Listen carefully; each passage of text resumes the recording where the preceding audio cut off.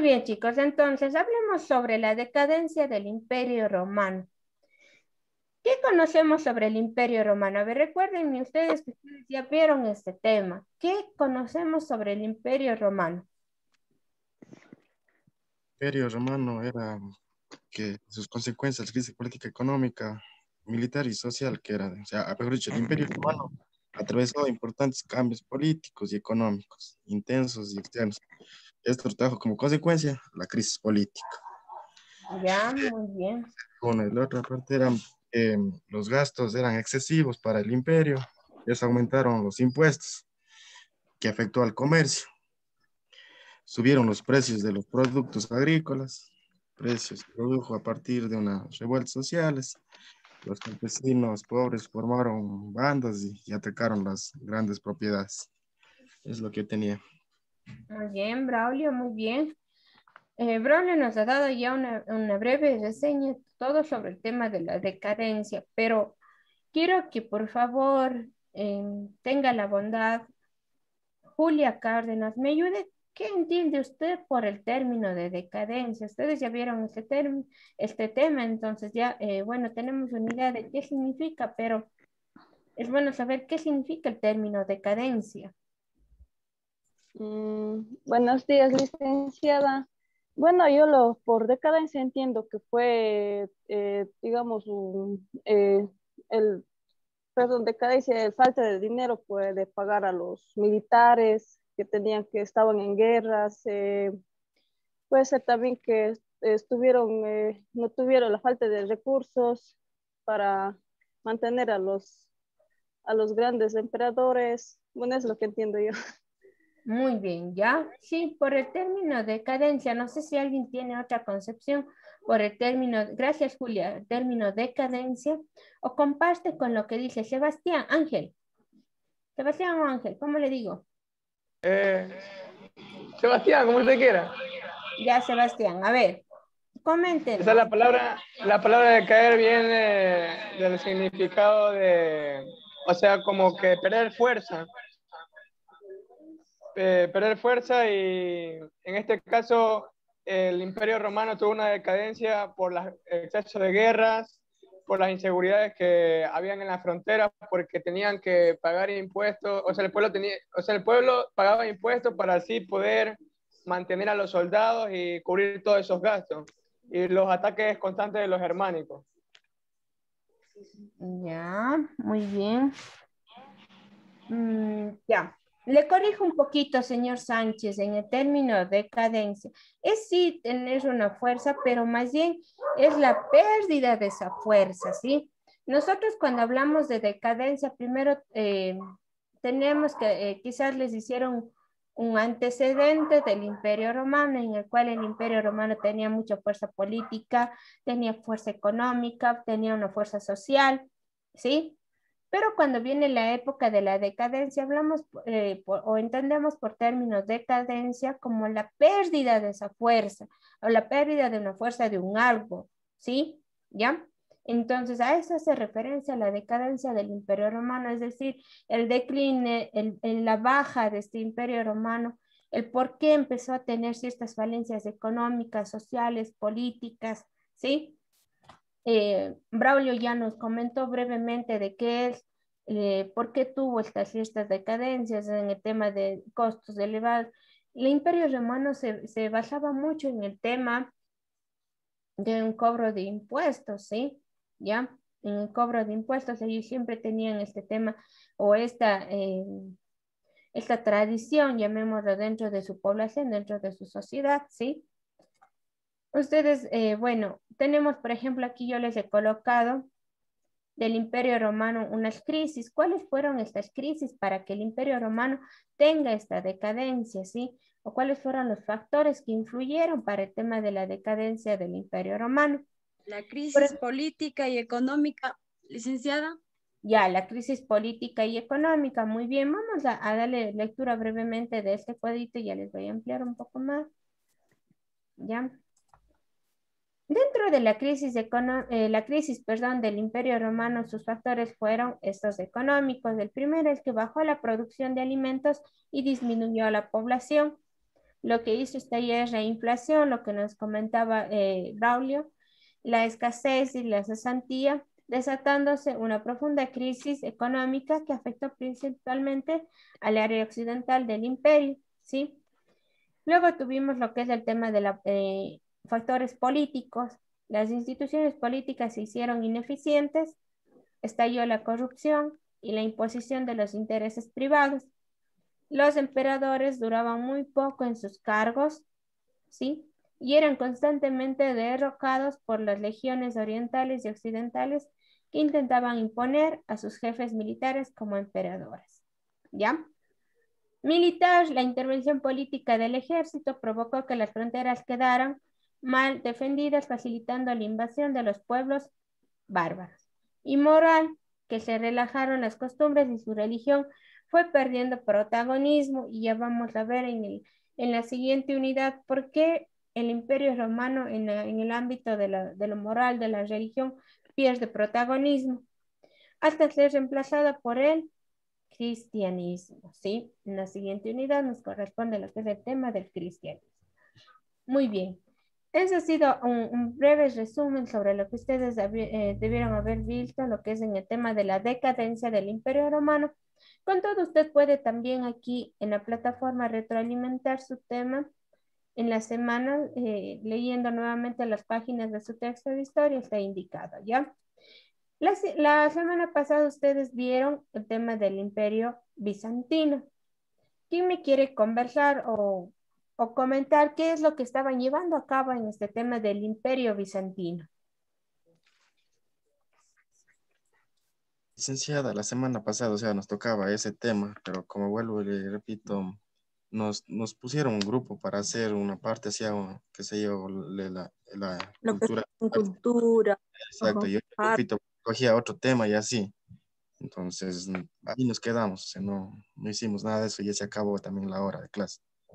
Ya, no hay problema. Muy bien, vamos entonces a observar brevemente este video sobre el Imperio Bizantino, ¿ya?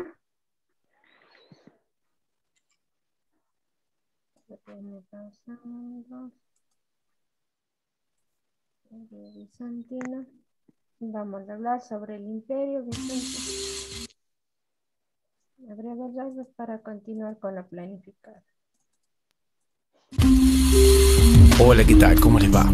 Hoy vamos a hablar sobre el Imperio Bizantino.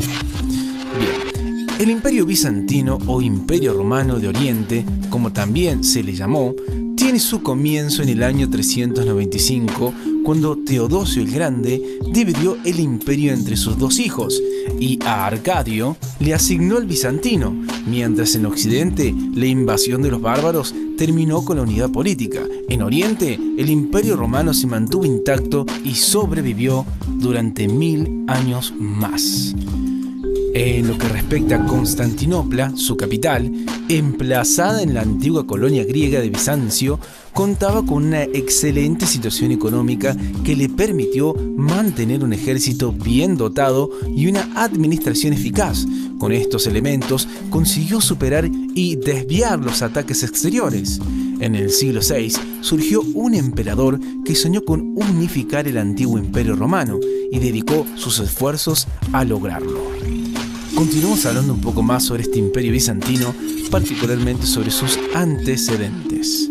Bien, el Imperio Romano había entrado en un irreversible periodo de decadencia. A partir del emperador Diocleciano, Roma vivió largos años de inestabilidad, agravados por el ocaso de los diversos grupos bárbaros del norte de Europa.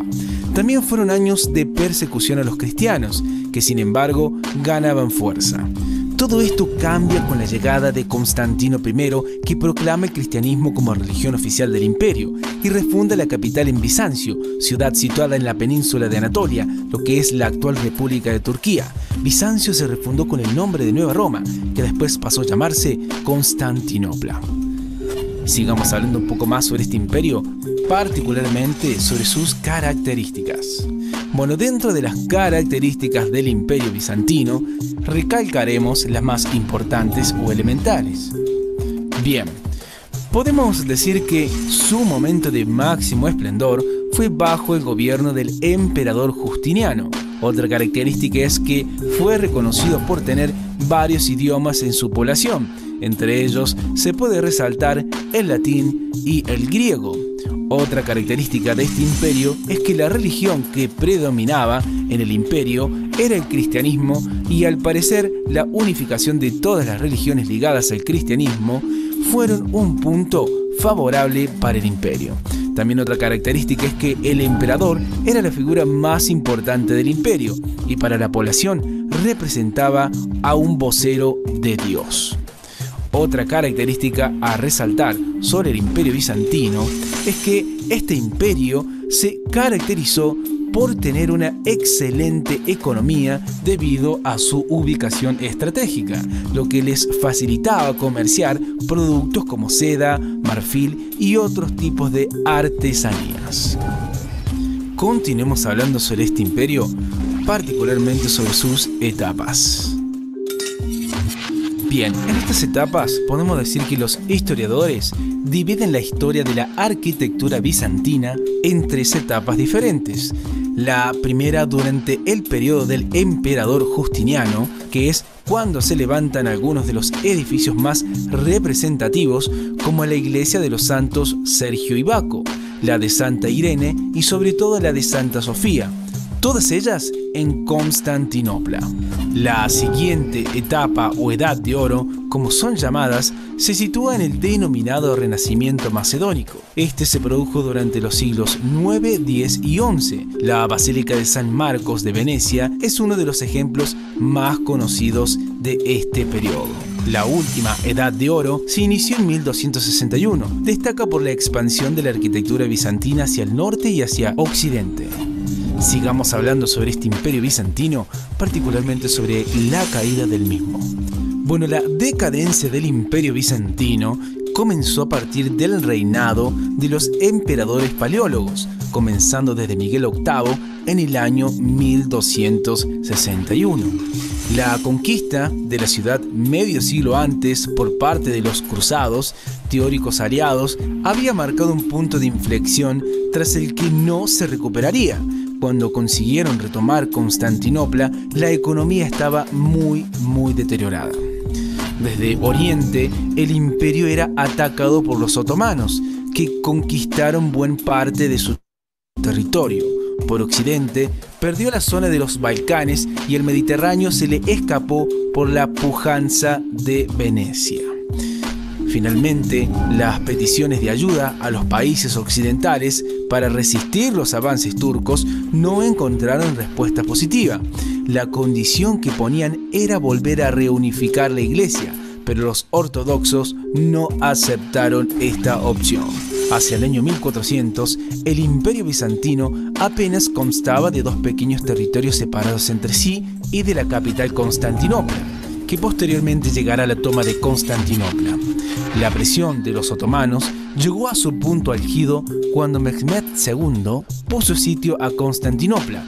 El asedio duró 2 meses, pero las murallas de la ciudad ya no eran el obstáculo insaciable que habían sido durante casi 1000 años.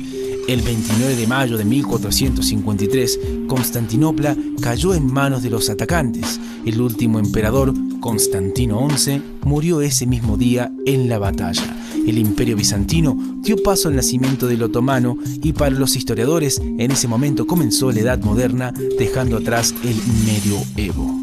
El aspecto cultural que caracterizó la escultura, arquitectura y arte eran sinónimos de riqueza, lujo y belleza, lo cual fue transmitido a los países que más tarde se independizaron. Bueno, esto ha sido todo por hoy, como siempre. Ya. ¿Qué es lo que les llamó la atención aquí? En el imperio bizantino.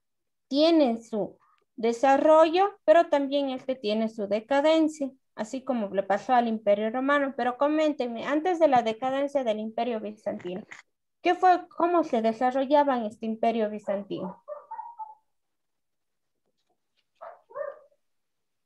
Wilmer. Tenían una buena economía, tenían una buena protección, digamos, de los imperios, de los políticos, pero como dice, todo decayó ya cuando empezaron a conquistar hasta que llegaron a la capital de Constantinopla. Ya. Y ahí fue donde ya empezó los malos gobiernos, digamos, a decaer. Perfecto. Gracias, señor Pacheco. Muy bien, muchísimas gracias. Muy bien. ¿Alguien más sobre el tema del Imperio Bizantino? La conquista de Constantinopla por Mehmed II, que era un otomano, que los llamaban en ese tiempo bárbaros supuestamente por su crueldad, que en sí ellos solamente impartían su justicia. Para ellos no era crueldad, pero para los cristianos en esa época, los otomanos eran llamados bárbaros. Muy bien, perfecto. Dentro del Imperio Bizantino surge o se forma el Imperio Bizantino con el hecho de buscar una reestructuración del Imperio Romano. Ustedes recuerden que anteriormente vino este tema de la decadencia del Imperio Romano, ¿no es cierto?, en el cual tuvo muchas causas políticas, morales, como las que vimos, pero dentro del Imperio Bizantino se trata de resurgir el imperio o trata de ayudar que resurja el Imperio Romano. Con la ayuda en ese entonces se basaba mucho el tema de los emperadores, ¿sí? Con la ayuda de Justiniano, ¿sí? Trataron de implementar o de reestructurar este imperio que ya había tenido su decadencia. Para ello lleva algunos objetivos o algunas estrategias con la búsqueda o el intentar de reestructurar, ¿no? De reincorporarle a sus vidas lo que es este imperio. Para ello lleva expansiones militares, lleva lo que es también tratar de organizar el tema de cómo se estaba manejando económicamente este imperio romano. Sí, también ellos promueven o ya dan un pasito diferente para ellos de incluir en la vida religiosa a Cristianismo. al cristianismo, a un movimiento, el cual quiera que no les va a cambiar mucho la vida. Quizás lo hacían no con el objetivo quizás de, de incluir a esta iglesia como tal, ¿no? Sino porque buscaban algo diferente para sus vidas. Ya habla también sobre el tema de sus 3 etapas. ¿Cuáles eran estas 3 etapas? ¿Quién recuerda? La arquitectura. No, las 3 etapas. Aún no vamos, hoy vemos el tema de la arquitectura. Habla, pero primerito sobre 3 etapas. Nos menciona 3 etapas. ¿Cuál era la primera etapa? Era la que crearon como un edificio, como una iglesia. Ya, Creo que era la edad de oro, y las otras eran, la última creo que eran las destacadas. Hasta ahí, no me acuerdo más. ya. Carlos dice que sí se acuerda. ¿Cuáles eran? A ver, Carlos. Marlene, gracias. Estamos bien, pero tenemos una idea. Ya. Carlos, le escucho. La primera etapa fue cuando se construyeron los edificios más importantes. La segunda etapa fue, como mencionó la compañera, la edad de oro. Y la última etapa era, como quien dice, la última edad de oro, algo así, ¿no? Exactamente, sí, la última edad de oro. Perfecto, estamos bien. Sí, justamente hablando del tema de etapas del Imperio Bizantino, gracias Carlos, gracias Marlene, hablamos de una etapa en la cual aquí rescata mucho el tema del arte y la cultura, la arquitectura de este Imperio Bizantino. Pero este Imperio Bizantino es muy llamativo porque no se trata solo de dibujar unas esculturas, ¿no? Sino que, o como sucede o van a ver ustedes más adelante otros tipos de artes que a través del arte trataban de educarles, ¿sí? Ese es más adelante. Pero este tipo de arte tenía 2 situaciones en las cuales, por ejemplo, en uno de este arte que ellos tenían que, había un grupo en el Imperio Bizantino que estaban inclinados o se enfocaban en el tema de dibujos de humanos, ¿sí? Había otros que estaban en contra de estas imágenes, que solo se limitaban al dibujo de signos o de símbolos ya sean de cosas o de animales, ¿sí? Pero no precisamente como lo compartían estos dos grupos, y ya vamos a ver cuáles fueron estos dos grupos muy importantes, hablando en el tema de cultura y arte del Imperio Bizantino. Muy bien. Nos habla también, el video nos habló un poco ya de la decadencia del Imperio Bizantino. ¿Por qué se dio la decadencia del Imperio Bizantino? ¿Quién escuchó esa partecita? ¿Por qué se dio esa decadencia del Imperio Bizantino? En el liceo o sea, ellos pusieron emperadores ya, los paleólogos, entonces esa fue una de los puntos que también llegó a decaer lo que es el Imperio Romano. Ya, muy bien. Empezaron a ver la asignación de funciones a otras personas, y lo cual promueve la decadencia y el fin del Imperio Bizantino, del Bizantino. ¿Ya? ¿Cuáles más? Los constantes ataques de los bárbaros. Ya, constantes ataques de los bárbaros. También otra de las causas o de los motivos para los cuales el Imperio Bizantino entra en una decadencia es el tema de su crisis económica. De la misma manera, también tenemos lo que es la presión de otros grupos sociales o grupos económicos que vinieron a intervenir, lo que es en el tema de el cómo ellos manejaban su sociedad, ¿sí? Ahora, el Imperio Bizantino tenía su propia política, tenía su propia manera de dirigir a su población, y esta política era de manera teocrática. No sé si alguien recuerda qué significa o sabe qué significa el término teocracia.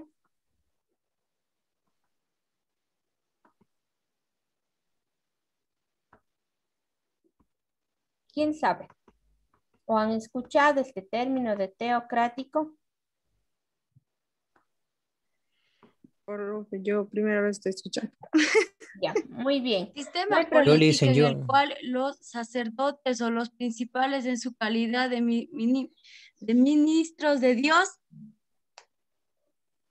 Ya, a ver, vamos, también está, ¿quién es Ruth, me parece? Yo le Matías, ya Matías, vamos. que el gobernador era considerado un dios, algo así.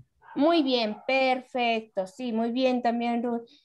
En un estado teocrático, sí, su política, la política o el cómo ellos se manejaban en este imperio bizantino era de una manera teocrática. ¿Qué significa el término teocrático? Es que el emperador era considerado un enviado, un hijo de Dios, es decir, lo consideraban como un Dios absoluto, no como un emperador, no como un mandante, no como alguien que a lo mejor quizás podían hasta, digámoslo así en estos términos, desobedecerle y no pasaba nada, ¿no? Él era considerado un Dios. Esta era la forma en la como ellos se manejaban. Tenían una política también y estructura jerarquizada, ¿sí? Nosotros habíamos visto ya también este tema, no sé si han escuchado este término, qué significaba, o recordemos el término una organización jerarquizada. Que iba desde las personas más altas hasta las más bajas, que eran los esclavos. Muy bien, es una pirámide, ¿sí? Cuando hablamos de una organización jerárquica, ya en nuestra mente inmediatamente tiene que venir una pirámide de clases sociales, ¿sí? De clases, de grupos sociales en las cuales va desde a la cabeza el grupo dominante, que en este caso, ¿quién sería en este imperio bizantino? Sería el Los gobernador. emperadores. El emperador, sí, el emperador, la persona que era considerado el dios, ¿no? Era el emperador, de ahí iban los nobles, tal vez el clero, hasta culminar con el tema de las personas o los esclavos que ellos tenían, ¿sí? A eso hace referencia una organización jerarquizada.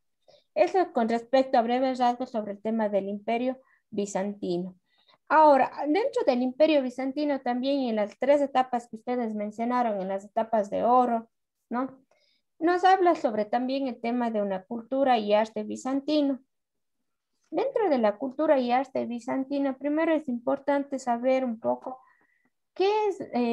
cómo ellos mantenían este tema de la cultura, cómo ellos, o qué era el arte bizantino, ¿sí?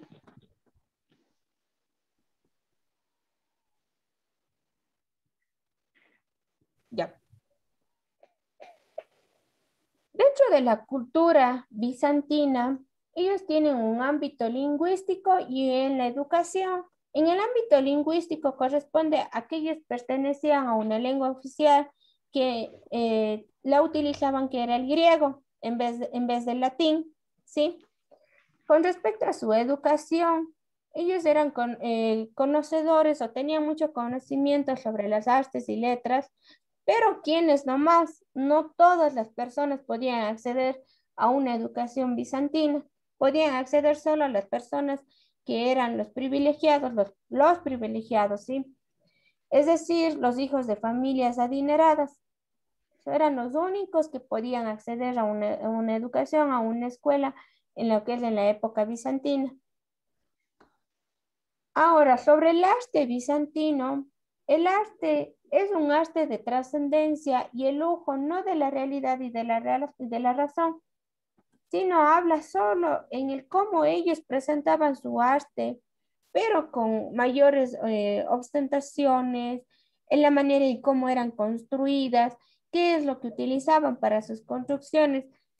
Observemos esta imagen de aquí. Solo al observar la imagen, a usted, al menos a mí, me llama mucho la atención la cúpula, ¿verdad? Esta sección se llama la cúpula. En cómo el hecho del color, quizás hasta viendo físicamente en el lugar como tal, me llama la atención a ver con qué elementos fueron realizados. ¿Ustedes qué es lo que les llama la atención aquí en esta imagen?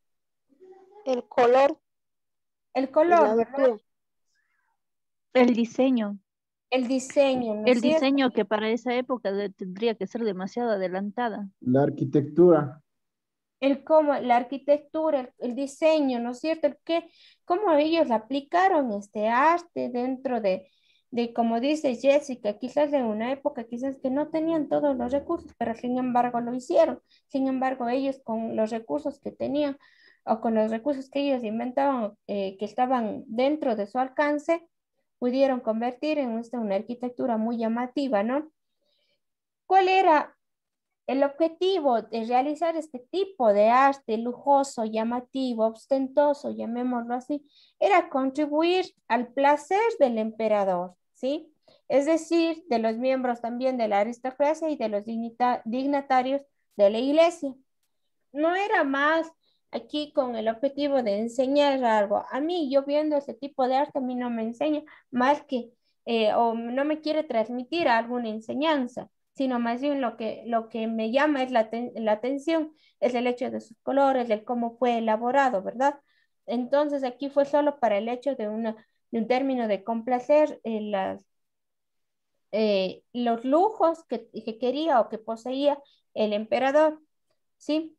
El arte trata de ser la expresión de la autoridad absoluta, de la grandeza sobrehumana. Todo este tema del arte, con esta última parte que les he leído, va a indicar de cómo ellos tenían su política, que era una política teocrática, ¿sí? De una grandeza sobrehumana. Por eso les dice grandeza sobrehumana. Es decir, de que el poder estaba en el emperador porque él era considerado un dios, ¿sí? Este arte bizantino se basa en 3 pilares. ¿Cuál es el primer pilar? El primer pilar es la continuación de un arte paleocristiano oriental. Es decir, pero aquí cambia un poquito porque crea su propia estética a partir de una función de una tradición artística que se había heredado. La otra es que se impregna el tema de la religión cristiana y el influjo oriental, que ya veremos la próxima semana. Y también este arte bizantino es la recuperación de la cultura helenística, ¿sí? La pervivencia de las formas clásicas. Esta manera en cómo fue elaborado es la recuperación de obras clásicas que se daban en la antigüedad, ¿sí? También podemos hablar como dentro del arte bizantino, que fue un transmisor de formas artísticas que influyen culturalmente en la cultura occidental y medieval. Yo aquí les hago una pregunta a ustedes. ¿Ustedes creen que solo influyó en el tema de la cultura medieval o de la media era, o tenemos hasta la actualidad quizás un poco de este arte bizantino? Sí, tenemos el arte. Aquí, póngase la catedral, está ahí.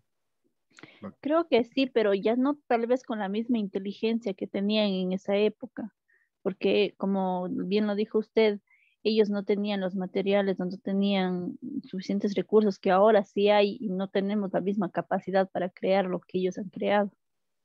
Perfecto, sí. Se mantiene quizás a breves rasgos, pero tenemos, ¿no es cierto?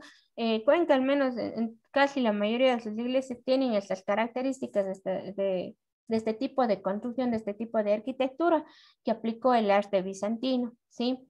Quizás, como decimos nosotros, no, ya no con la misma ideología que tenía en esa época, que era transmitir un ambiente teocrático, ¿no? Ahora es más un poco solo estético, más físico, o quizás, pero también ya aquí en nuestras iglesias ahora, o muy indistintamente las iglesias, quizás alguien pertenezca a otras religiones pueda dar la razón de cómo están en las iglesias ahora, están sus imágenes, les quieren indicar algo, les enseñan algo las imágenes de ahora de los templos, ¿sí?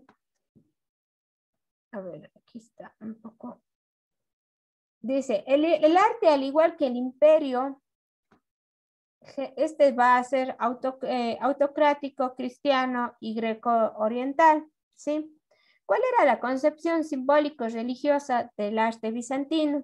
Es la creación de un edificio que represente el mundo y el cielo que la cubre, la iglesia cubierta con una cúpula. Esa es la concepción simbólico-religiosa de este tipo de arte. También el que debían tener una creación de formas plásticas fuertemente naturalistas, en las que recurriendo a una serie de convencionalismos como la frontalidad, el hieratismo, la contraposición del mundo material, un mundo espiritual, fijan la idea espiritual del mundo. Y también la creación de modelos fijos que posibilitan la comprensión de los dogmas a través de imágenes y el ceremonial religioso.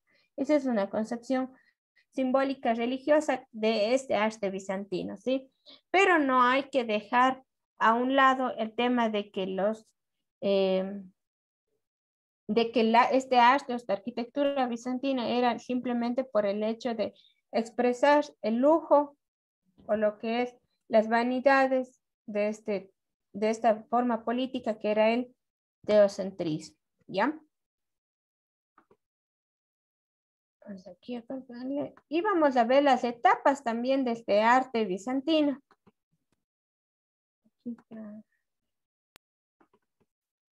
¿Ya? Tenemos lo que son las etapas de este arte bizantino. El arte bizantino tiene 3 etapas importantes. La primera etapa del arte bizantino va hasta más o menos la mitad del siglo. ¿Qué siglo es el que tenemos aquí? ¿Siglo IX? Siglo IX. El siglo IX, el siglo IX, ¿no es cierto? Esta primera etapa tiene 2 etapas a su vez. Antes del triunfo de los iconoclastas y las luchas entre los iconoclastas y los iconodulos. Ahora, ¿qué significa este término de iconoclastas e iconodulos? Y que tienen mucho que ver en este arte y cultura bizantina. Los iconoclastas eran las personas enemigas de las imágenes, ¿sí? Mientras que iconodulos eran las personas que defendían las imágenes dentro de este arte, ¿sí? Por ejemplo, para que me comprenda, cuando él se convertía en el arte bizantino en iconoclasta, era cuando el arte bizantino era más sencillo.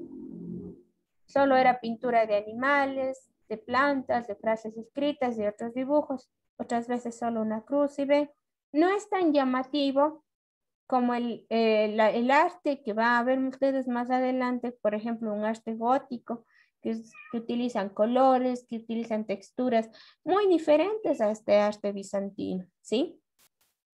Y creo que dejaríamos hasta aquí sobre el tema de las etapas de este arte bizantino, ¿ya? Ya, creo.